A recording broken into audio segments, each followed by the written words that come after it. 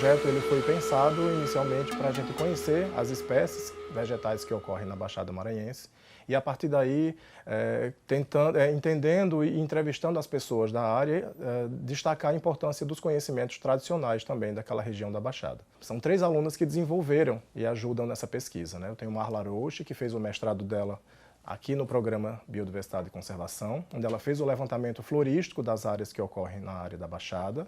Tauana, que começou o mestrado, só que o propósito da aluna Tauana, também no mestrado em Biodiversidade e Conservação, é entender a importância de uso dessas plantas, como essas plantas são conhecidas e utilizadas pela comunidade na Baixada. No projeto de mestrado de Tauana é direcionado para a comunidade de Anajatuba. E o doutorado que foi finalizado o ano passado, da minha aluna Ingrid Amorim, que foi vinculada ao Bionorte, ela fez o levantamento, a partir desse levantamento também, só que direcionado para uma comunidade quilombola em Pericumã, para saber também a importância do conhecimento tradicional para a gente entender e conservar as plantas que se desenvolvem na área da Baixada Maranhense.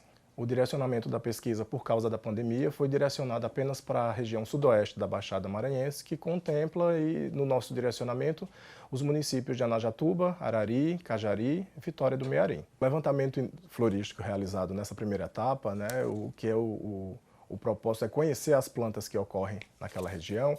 A gente tem que primeiro coletar e identificar essas espécies, né, dar o nome científico para essas espécies, para a partir daí a gente fazer os levantamentos direcionados para status de conservação em relação à IUCN e saber e conhecer a distribuição geográfica dessas espécies na região.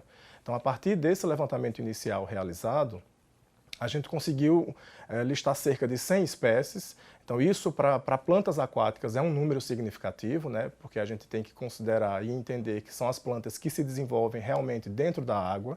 Então são condições diferenciadas para essas plantas conseguirem crescer, se desenvolver e reproduzir. E a partir desse conhecimento, desse levantamento que já foi realizado, a gente tem já informações que são importantes, né? Tem 2 plantas que foram coletadas pela primeira vez aqui no estado do Maranhão, então a gente está preparando os artigos científicos para essa divulgação.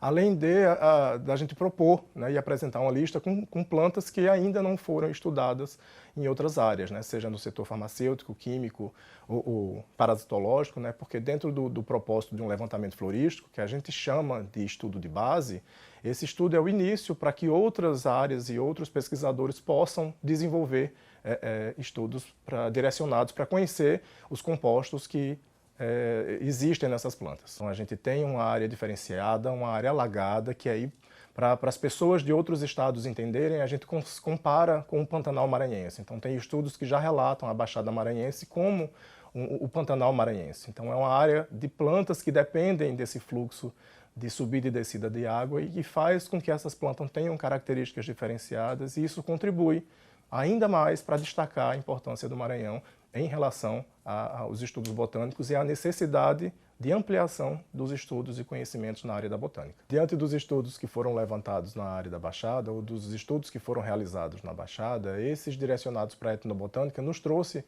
bons resultados e boas propostas. Então, no estudo realizado por minha aluna de mestrado, Tauana, a gente conseguiu, a partir do conhecimento das plantas utilizadas por benzedores também nessa área da Baixada, ela foi uma das finalistas do Prêmio FAPEMA em 2021, então a gente conseguiu, a partir disso, né, destacar a importância do conhecimento tradicional e a importância de conhecer as plantas que são utilizadas para benzimento.